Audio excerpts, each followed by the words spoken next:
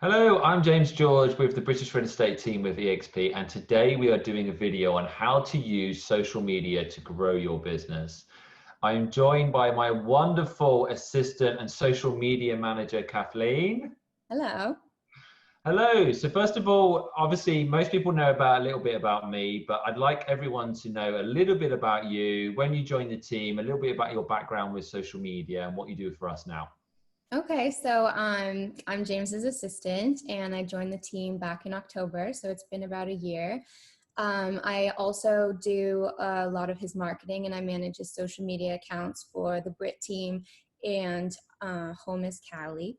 And before that, I worked for Swarovski Jewelry in marketing, and I managed their social media for about 4 years. So I have a lot of experience with growing social media accounts, and it's been really fun putting that to real estate. Well, I always get asked who does your social media because everyone always says we do a great job of it.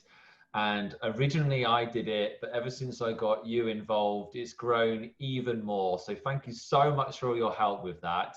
Happy to. And one of the main things that we get asked with real estate is, should I have a business page?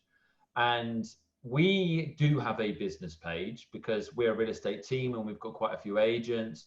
But what I've kind of learned is, to be honest, not a ridiculous amount of people, especially on Facebook, use our real estate page. They mainly see me and how well we've been doing, and see all of our videos, etc., through my personal page. Hmm. And so the first thing that I would do to everyone is, yeah, if you've got this really successful team and you've got lots of different agents, having a business page is a great place to bring that all together. Hmm. But if you're just an individual agent, especially one who's just started, don't bother with your real estate page. The truth is I see so many people with real estate business pages, and they probably get one like or possibly none at all, and no one sees it. And it's a bit of a waste of your time. You've got all these people that you know on your personal that aren't seeing your business. Just use your personal. Yeah, So that actually would, diluting your amount of followers by trying to split between two pages.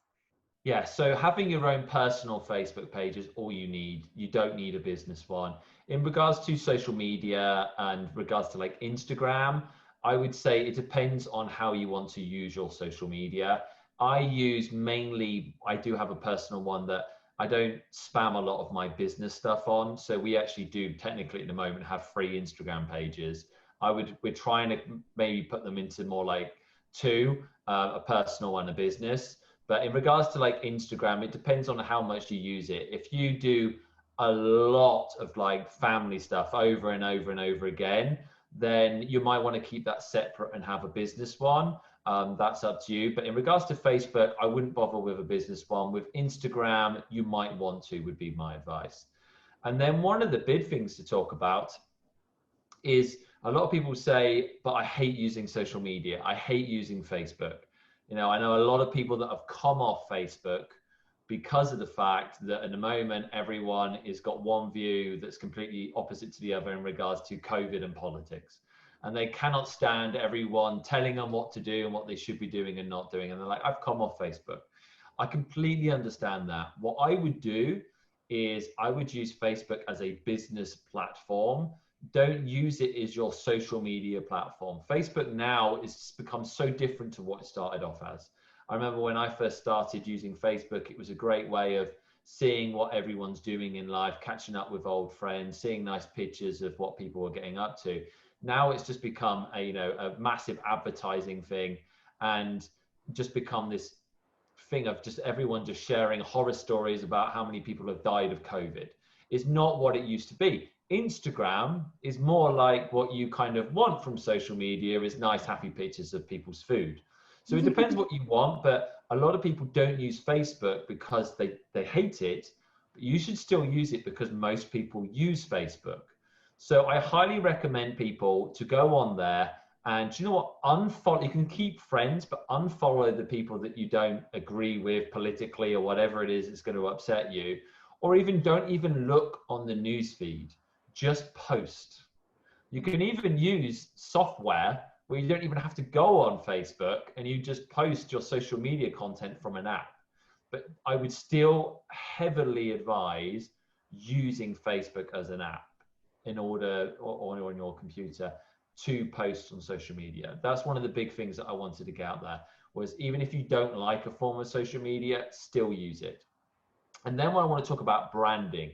So I obviously brand myself as the British real estate team. I'm British, make a big deal out of that.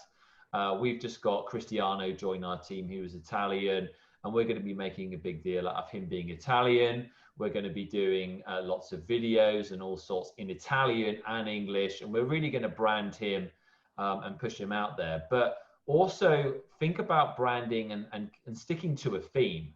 I know, Kathleen, one of the things that we've talked about before is trying to make our social media stick with a continual theme. But what themes and what do you see from other social media people out there that they do, that when they don't have the British thing to go down?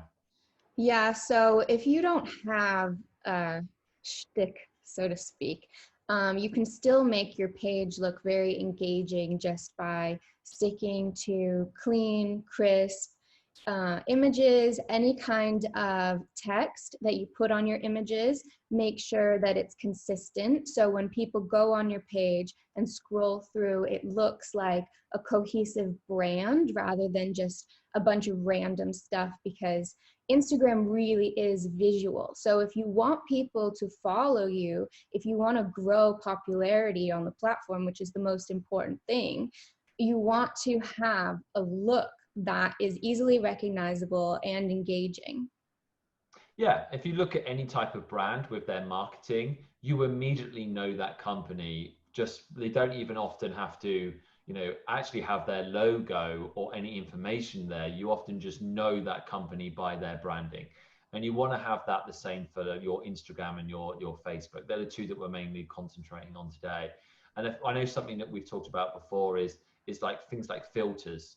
That's a good thing to bring up as well, is using the same filter, or not using a filter, or using the same filter rather than having like a million different filters. It just makes everything look inconsistent. The thing about filters that I see with a lot of people that are maybe new to social media or don't use it that often is they'll pick a filter that is dark or, has like sepia undertones or something.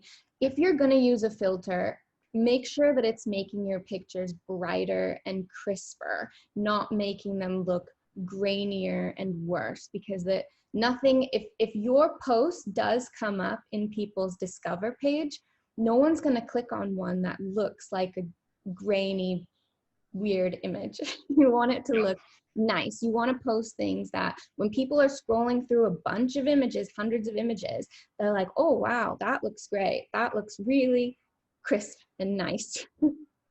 So we're going to talk about a lot of the different things that we post. Obviously, one of the main things that we do that everyone should do is when you've got a new listing, obviously post the new listing, post photos of it, videos of it, etc. When we go into escrow, whether it's a buy or sell, we do the same thing. And obviously when it's sold, let everyone in the world know that you are a real estate agent and that you are successful as a real estate agent. So when they think of selling their house or buying a house, they think of you. So you need to make sure that you're posting a lot. And so that is one of the easiest ways of just doing it straight away.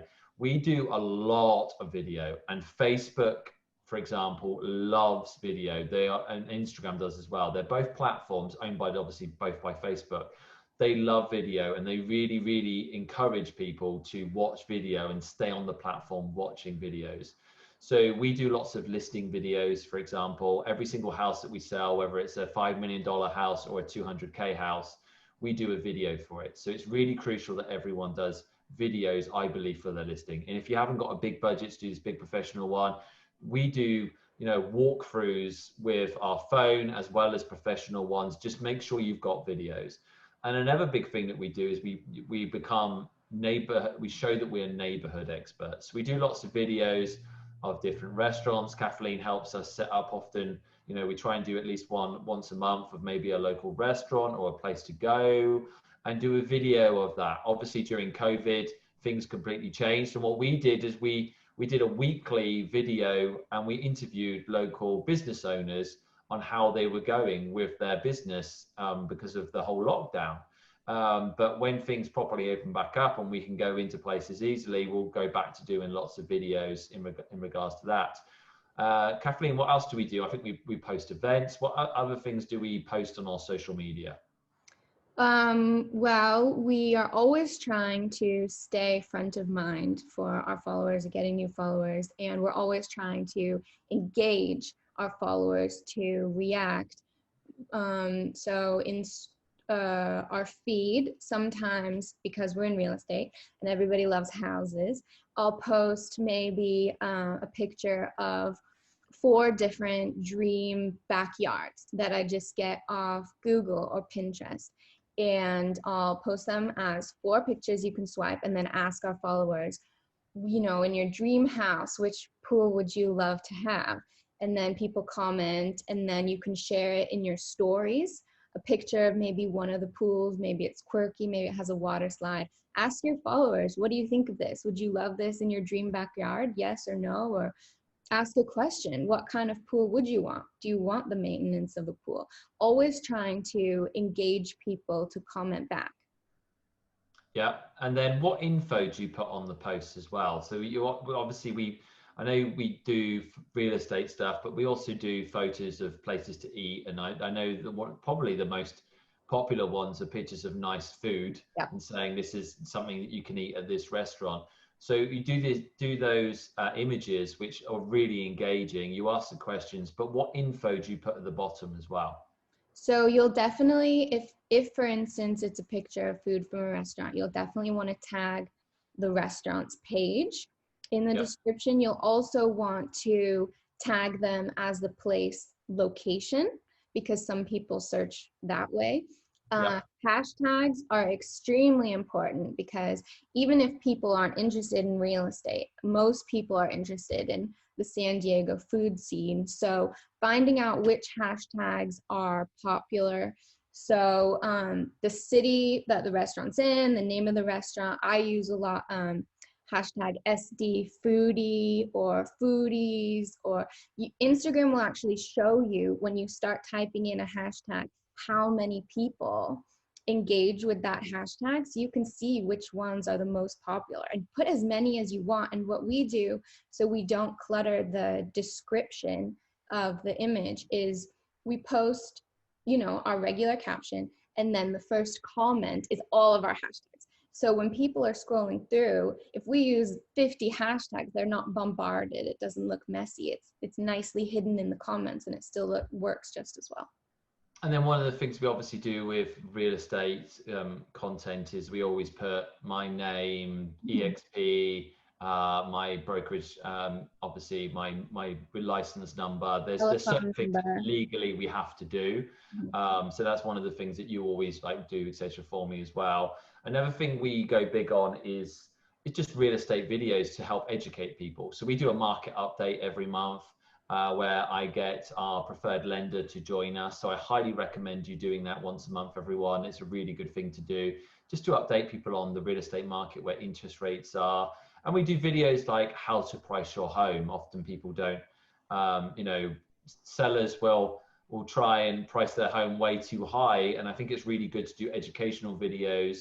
And you can see some of the ones we've done on like our YouTube and Facebook and Instagram, and feel free to copy them and do your own versions of them. Just trying to give people content for both buyers and sellers. And then obviously one of the big things is we've got a decent following in social media. How did we get those followers? Now, back in the day, there were kind of like cheating ways of doing it. You could use software and you'll see people with 20,000 plus followers. There's often a way of, there was a way that a lot of them got that. It wasn't from being this really famous person. There was software where you could just add hundreds of people at a time really, really quickly. And then people would automatically often follow you back. Instagram, unfortunately, caught onto that just as I realized that's how you do it. And now they effectively ban you for doing that. So you can only add a certain amount of people a day. So to begin with, I think if you're just starting, you might only want to add 50 a day for the first few days, and then build it up to like around 200. Once you start getting over the 200 a day mark, they do start banning people. What they do is they normally say, we're going to ban you for like, you can't like add people for like 24 hours. And then sometimes they don't allow you to use it at all. And then they will just literally just kick you off. Same with unfollowing people as well. But if you just set yourself a target of, to begin with, just doing 50 people a day, and then maybe 100, and then 200 of following people, and then the next maybe follow people till you've got a few thousand, and then unfollow someone, because it looks a bit weird when you've got too many unfollowers. But you do want to be strategic about how you get your followers, the people that are most likely to want to follow your page. So the best way to do that is to look at a similar page that's doing well. Look, you'd be tempted maybe to just start following all the people that follow them, but actually a better way is to look at who's commented or liked the post and start following all of them, because then you can be sure they're not bots. And they're people that are engaged. That's exactly what we do. We'll find someone who is obviously doing very well with social media, and then we'll see who's liking their page. And we literally go on Instagram. It will be just go on one of their posts, see who's liked, and then you can easily just follow from there. And then you're getting people that are engaging, because the same area as you, the same field. So real estate agent in San Diego, Carlsbad, even better for us. Yeah. Or say for example the strawberry picking fields, for example. People that normally have been to there are local people, or a restaurant in Carlsbad. If you're looking in a certain area, find a restaurant and then follow the people that are liking their stuff. More than likely it will be someone local. There's no point in having 1 million followers of people who are never going to buy a house. If you've got 1 million followers in India, for example, it's not going to help your real estate business in San Diego. So that's a great point, Kathleen, that you brought up. And then also like pics yourself and comment on other people's stuff. The more that you engage, if someone likes or comments on your stuff, you click on them and you're like, who is this person? Yeah. So I highly recommend going on people's pages and liking and commenting. Really start trying to engage with people in your community. Make people think about you. Exactly. And then other tips, Kathleen, what about the repost option with Instagram? Yeah, so if you are maybe a new agent that's part of a team, one of the things you can do to get more content is to share how your team is doing. So for us, a lot of our agents share the posts that are on our team page, because if one of us is doing well, then we're all doing well, because we're a little close-knit family. So, and this is also if you, maybe during COVID, you're not going to a restaurant, but there's a new restaurant opened in town and they're posting beautiful food pictures that you want to tell all your followers about. You can repost other businesses' pictures and just credit them. There's nothing wrong with doing that. In fact, normally they love it and they comment and more people see it. So an easy way to share other people's comment on Instagram is the Repost app. And it's just literally called Repost Plus in the App Store.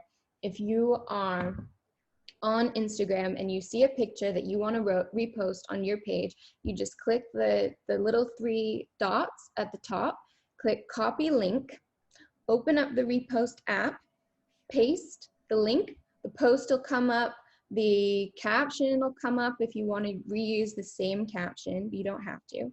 And then it'll say, do you want to post this to your story or your feed? You just make your selection. It'll take you through the whole process where you create your description. If you are going to create your own description, I highly recommend that you do tag the source so you don't get into any sort of trouble. But yeah, it's a very easy way to create more engaging comment. And we do it on our local Home is Cali page all the time. And we get a lot of great responses from the restaurants and people around the community. And what about the difference between Facebook and Instagram? How do we post differently on the 2 platforms? Instagram, you're definitely trying to catch people's eye with beautiful pictures.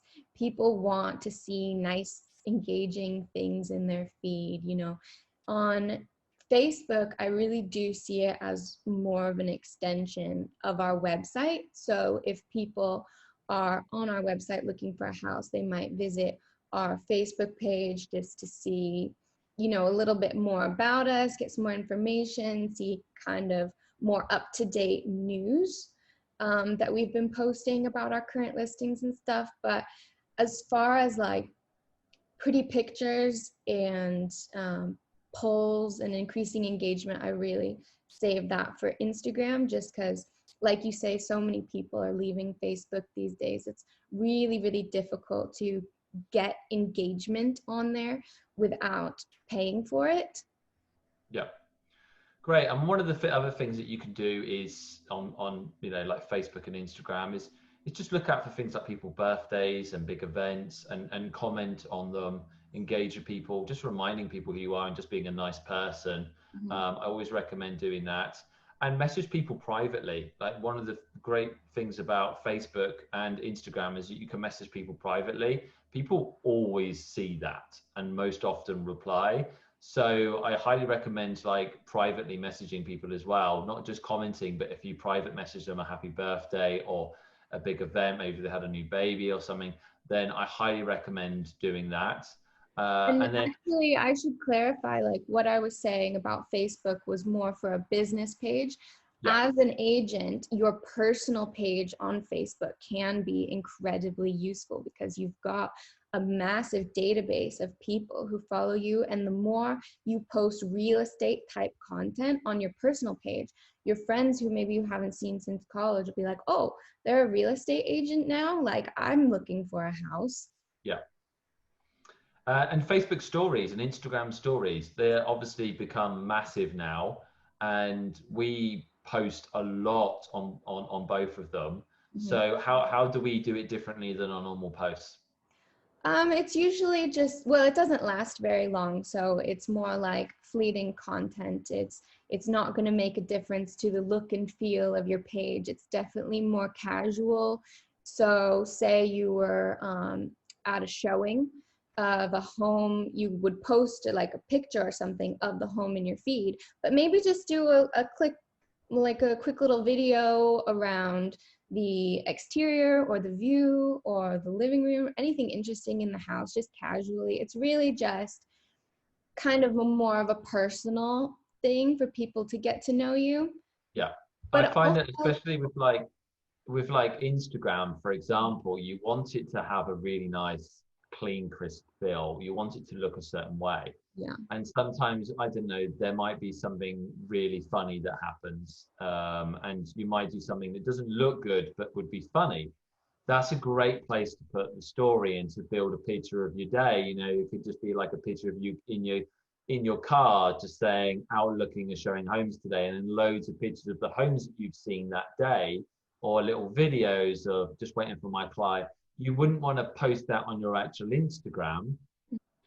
And then the next thing we need to talk about is how often you should post. How often do we post, Kathleen? You know more than me now as you handle it. Well, we try to post as often as we can. Definitely all the big things, you know, about our listing news and stuff, but I will try to grab engaging house pictures from here and there, just to make our feed look more exciting, space out the news with the prettiness. Yeah. And the luxury. So I don't post every single day, as I probably should, but every other day. So we're probably posting about every other day, I suppose, aren't we? Naturally, but we've also got two platforms, so we probably are posting every day because of the fact that we've got two platforms. Yeah, you don't want to, you know, overwhelm people, because people will be put off if, you know, your content is just a million pictures of random stuff all the time. People will unfollow you. So you want the content to be meaningful, but I would say the more is better, especially when you're first starting out, just so when people view your page, you've got a nice bit of stuff for them to scroll through. Because you want that foundation, at least when you're first starting out. And just other stuff that you can share is, if you're part of a team, for example, then share, you know, your other successes within the team. If you're just an individual agent, one of the things that you can do is go and see loads of homes. put yourself out there, show that you're really busy, and just be like, looking at this house today, looking at this house today. Take some amazing photos and videos of properties and put them on there. You know, and also you can space it out. You don't have to, you know, if you go out there and see 10 homes, you don't have to show 10 homes in one day. You can go out there, see 10 homes, and then get some really nice pics, and then do one a day for the next 10 days. So you can seem like you're really busy in real estate, out showing homes every day, and you don't have any clients to begin with.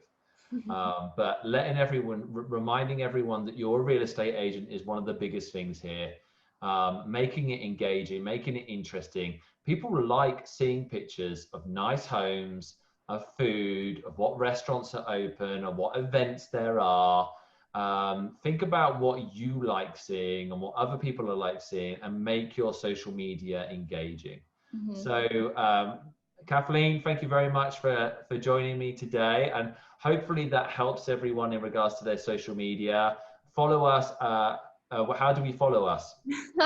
You could say At the Brit Team on yeah. Facebook and Instagram, at Home is Cali for neighborhood news on Facebook and Instagram. You can also find us on YouTube, the British Real Estate Team, and Home is Cali. Brilliant. Yeah, follow us on social media. Any questions at all, we'd love to be able to help you guys. And yeah, take care and have a great week. Thank you.